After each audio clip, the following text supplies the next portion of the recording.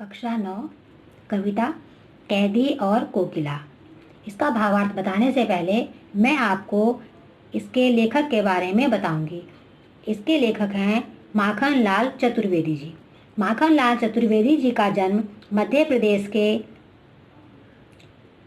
होशंगाबाद जिले के बाइब गांव में सन 1889 में हुआ था। जब वे 16 वर्ष के थे तब उन्होंने शिक्षण कार्य आरंभ किया। बाद में उन्होंने अध्ययन कार्य छोड़कर प्रभा पत्रिका का संपादन शुरू किया। इस पत्रिका का संपादन कार्य करते हुए वे गणेश शंकर विद्यार्थी के संपर्क में आए और देश सेवा के लिए समर्पित हो गए। उन्होंने करमवीर और प्रताप का भी संपादन कार्य किया। इनकी रचनाओं में राष्ट्रीय भावना की प्रमुखता है। इनमें स्वतंत्रता की चेतना के साथ देश के लिए त्याग और बलिदान की भावना भी मिलती है। इन्हें एक भारतीय आत्मा कहा गया और इस उपनाम से इन्होंने कई कविताएं लिखी। देश की स्वाधीनता के आंदोलन के दौरान ये कई बार जेल गए। इन्होंने अपनी कविताओं में शिल्प की तुलना में भाव को अधिक महत्व दिया। इन्होंने बोलचाल की खड़ी बोली के साथ साथ उर्दू फारसी के शब्दों का भी प्रयोग किया। सन 1968 में इनका देहांत हो गया। इनकी प्रमुख रचनाएं हैं हिम किरीटनी, हिम तरंगनी, वेणु लो गूंजे धरा आदि। कविता का मैं थोड़ा आपको सूक्ष्म परिचय बता रही हूँ। कैदी और कोकिला कविता बहुत लोकप्रिय कविता है। इस कविता में भारतीय स्वतंत्रता सेनानियों के साथ जेल में किए गए दुर्व्यवहार और यातनाओं का मार्मिक चित्रण है।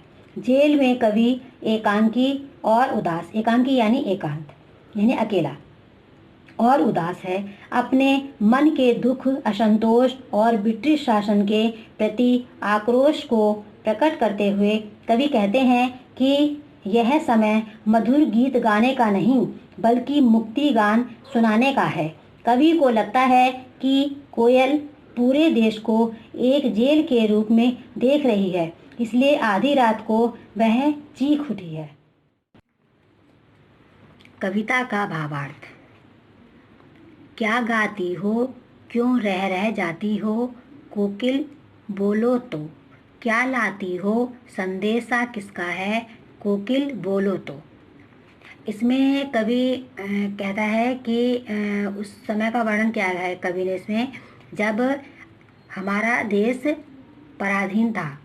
और कहने का मतलब यह है कि जब हमारे देश को आज़ादी नहीं मिली थी और सन 1920 में असहयोग आंदोलन के समय जो माखनलाल चतुर्वेदी जी हैं, ये पहले गिरफ्तारी इन्हीं की हुई थी और महात्मा गांधी जी के समय असहयोग आंदोलन जब 1930 में हुआ था तब भी पहली गिरफ्तारी इन्हीं की हुई थी। तो उस समय कवि जेल की यातनाओं को सह रहा था। उसे अचानक एक कोयल की आवाज़ सुनाई दी तो वह उससे प्रेरित होकर के अपनी रचना लिखना चाहता है।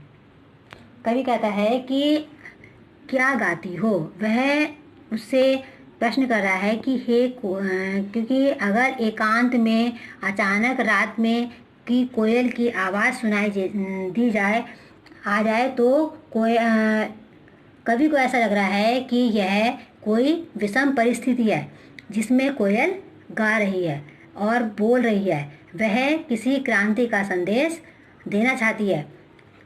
क्या गाती है, वह उससे प्रश्न कर रहा है कोयल से, कोकिल यानी कोयल, कि तुम क्या गाती हो, रह रह जाती हो, रह रह यानी रुक रुक, और तुम रुक रुक कर क्यों बोलती रहती हो। क्या लाती हो, कि तुम क्या कोई ऐसा संदेश लेकर आई हो, कोयल बोलो तो। ऊंची काली दीवारों के घेरे में, डाकू चोरों बटमारों के डेरे में, जीने को देते नहीं पेट भर खाना, मरने भी देते नहीं तड़प रह जाना। जीवन पर अब दिन रात कड़ा पहरा है, शासन है या तम का प्रभाव गहरा है, हिमकर निराश कर चला रात की काली, इस समय कालिमा मई जगी क्यों आली।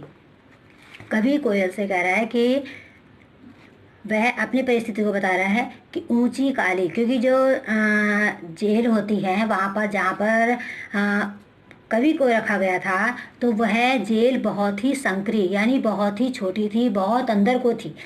तो वो बता रहा है उसको कि ऊंची काली दीवारों में, कि जहाँ वो उस बहुत ऊंची दीवारें हैं और चारों तरफ से घिरा हुआ, जो जिस कमरे में वो है वहाँ पर बहुत ही घिरा हुआ है और अंधकार है, उसमें झरोका भी बहुत मुश्किल से ही दिखाई देता है, क्योंकि ब्रिटिश सरकार जो भारतीयों को बहुत ही हीन दृष्टि से देखते थे और वे डाकू चोरों बटमारों के डेरे में। वह कह रहा है कि जो स्वतंत्रता सेनानी थे उनको डाकू चोरों और बटमारों यानी लुटेरों के डेरे में उनके साथ में है, जीने को देते नहीं।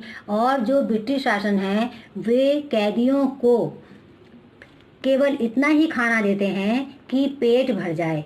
वे सोचते हैं कि अगर उनको पेट भर खाना दे देंगे तो वे उनको आलस आ जाएगा और वे काम नहीं करेंगे। मरने भी देते नहीं, तड़फ रह जाना, और मरने भी नहीं देते हैं, वे चाहते हैं कि वे तड़फते रहें।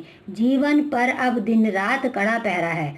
कवि कह रहा है कि क्योंकि वहाँ पर जो उनके पहरेदार हैं वो खड़े रहते हैं और जीवन पर दिन रात हो या दिन हो हमेशा पहरा रहता है, यानी निगरानी रहती है। शासन है या तम का प्रभाव गहरा है।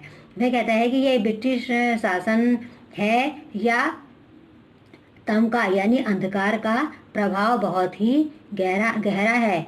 हिमकर चंद्रमा निराश कर चला रात भी काली, कि चंद्रमा भी निराश होकर चलने वाला है, यानी सूरज निकलने वाला है और रात भी काली बहुत है, चंद्रमा दिखाई नहीं दे रहा है और सूरज निकलने वाला है। इस समय कालिमा मई जगी, कालिमा मई यानी काले रूप वाली, हे कोयल तू क्यों आली, तू क्यों अभी जगी हुई है, क्यों हूक पड़ी, यानी तू क्यों हूक रही है, तू क्यों बोल रही है वेदना बोझ वाली सी। और तेरी जो आवाज़ है, क्योंकि कहते हैं कि कोयल की आवाज़ बहुत ही मीठी होती है, और अब तू बोल रही है तो तेरी आवाज़ में, तेरी कूक में बहुत ही दुख है।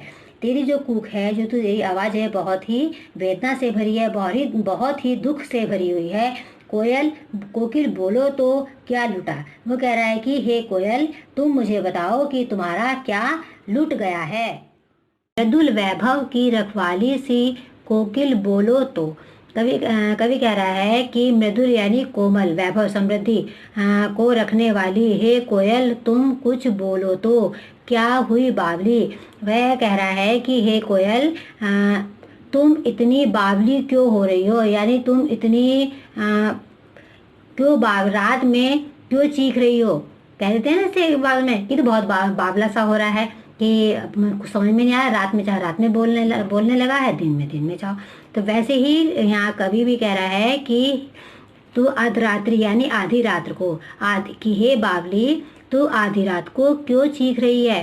कोकिल बोलो तो, कि हे कोयल तुम बोलो तो किस दावा नल की ज्वालाएं हैं। दावा नल यानी जंगल में जो आग लग जाती है, ज्वालाएं उसकी जो लपटें उठती हैं, दिखी कि क्या तुमने जंगल में लगती हुई आग की लपटों को देख लिया है, कि हे कोयल तुम बोलो तो। देख न सकती जंजीरों का गहना, हथकड़ियाँ क्यों यह ब्रिटिश राज का गहना। कोल्हू का चरक चूम जीवन की तान, गिट्टी पर उंगलियों ने लिखे गान। हूँ मोट खींचता लगा पेट पर जुआ, खाली करता हूँ ब्रिटिश अकड़ का कुआ। दिन में करुणा क्यों जगे रुलाने वाली, इसलिए रात में गजब ढा रही आली। यहाँ पर कवि ने कैदी के जीवन पर जेल के असर का चित्रण किया है। इसमें कवि कह रहा है कि कोयल से कह रहा है वो कि क्या देख न सकी जंजीरों गहना, कि जो तुम कोयल इतना रुदन आवाज में बोल रही हो, गा रही हो, क्या तुम यह मेरी जंजीरों रूपी गहनों को देखकर ऐसी आवाज में कूक रही हो? हथकड़ियाँ क्यों? क्या तुम्हें ऐसा लग रहा है कि ये तो स्वतंत्रता सेनानी है, इन्होंने तो कोई अपराध नहीं किया है, तो फिर इन्हें हथकड़ियाँ क्यों पहनाई गई हैं? ब्रिटिश शासन में कैदियों को जो यातनाएं दी जाती हैं या जो दंड दिया जाता है उसके बारे में कवि इसमें बता रहा है। कोल्हू का चरक चूं, कि वहाँ पर जो लोग होते हैं वो कैदियों को कभी खाली नहीं बैठाते। आप लोगों ने भी सुना होगा या देखा होगा, जेल में कुछ ना कुछ कैदी लोग काम करते हैं, तो वहाँ पर जो कवि है वो कैद में है, तो वहाँ पर उसको जो है कोल्हू खींचना पड़ता है। कोल्हू का चरक, जब उसको चलाते हैं कोल्हू को तो उसमें आवाज़ आती है, चरक चूं की आवाज़ आती है।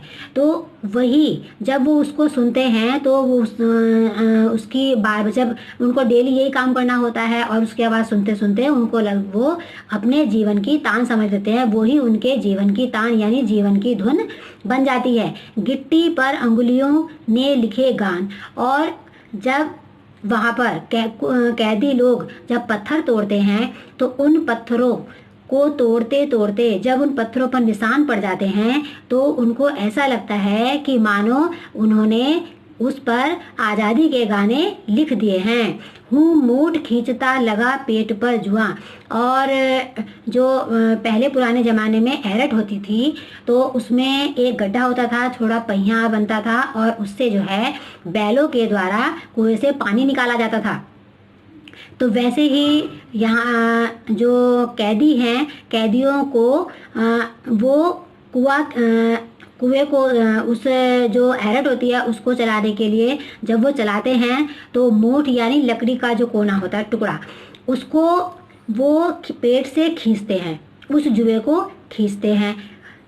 उसे वैसे तो बैलों से चलाया जाता है, मगर इसमें यहाँ पर अंग्रेजी सरकार जो है कैदियों से चलवाती थी, कैदियों से उस कुएं में से तेल निकलवाती थी और वे उसको चलाते थे, उसको पेट पर बांध देते थे और उससे वे चलाते हैं। खाली करता हूँ बिटरी सकड़ का कुआं, कवि कह रहा है कि मैं इस मोठ को खींचकर उस ब्रिटिश सरकार की अकड़ रूपी कुएं को, उनकी अकड़ को तोड़ रहा हूँ। कहने का मतलब ये है कि जो स्वतंत्रता सेनानी हैं वो ब्रिटिश सरकार के जितने भी उन्होंने अत्याचार किए हैं उन अत्याचारों को वे हंसते हंसते झेल रहे हैं और उनकी अकड़ को चूर चूर कर रहे हैं। दिन में करुणा क्यों जगे रुलाने वाली, कवि यहाँ पर कोयल से कह रहा है कि तुम दिन में इसलिए नहीं गाती हो इसकी ताकि जो स्वतंत्रता सेनानी हैं जो उन्होंने अपना कठोर परिश्रम करते हैं और ब्रिटिश सरकार का विद्रोह कर रहे हैं, कहीं वो आपकी तुम्हारी करुण आवाज़ को सुनकर वो उनका जो हौसला है वो कम ना हो जाए, इसलिए रात में गजब ढा रही आली, आली यानी कोई, इसीलिए तुम रात में गजब बोल करके जो स्वतंत्रता सेनानी हैं उनकी जोश को बढ़ा रही हो और उन पर जो अत्याचार हो रहे हैं उनके लिए उन्हें तुम ढाढ़स बंधा रही हो, हिम्मत दे रही हो। इस शांत समय में अंधकार को बेद रो रही क्यों हो, कवि कह रहा है कि तो इस रात में इतने शांत समय है और एकांत है तो तुम इस अंधकार को बेद कर इस रुदन आवाज में क्यों बोल रही हो। कोयल बोलो तो तुम मुझे बताओ, तुम ऐसे ऐसे ये करुणा भरी आवाज में क्यों बोल रही हो, चुपचाप मधुर विद्रोह बीज इस भांति बो रही हो क्यों। और तुम इस तरह की आवाज़ करके या इस तरह का रुदन करके, इस तरह की बोल करके मुझे लगता है कि तुम विद्रोह के बीज बो रही हो। कोकिल बोलो तो, हे कोयल बोलो तो तुम बताओ।